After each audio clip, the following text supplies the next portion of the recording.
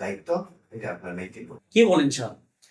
বিল bonus যদি না হয় স্যার, এদিকে আমরা 3 মাসের বেতন বাকি, তাহলে ওরা ঈদ করবে কিভাবে স্যার?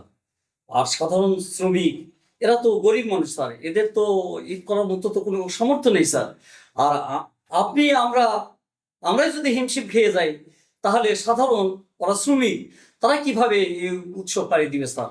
অতএব স্যার, এটা সম্ভব নয় স্যার। আমার যেভাবে হোক বিল বা বেতন এবং বোনাসের ব্যবস্থা করতে হবে স্যার। শুনুন জিএম সাহেব, একটি প্রতিষ্ঠান চালাতে গেলে অনেক কৌশল অবলম্বন করতে হয়।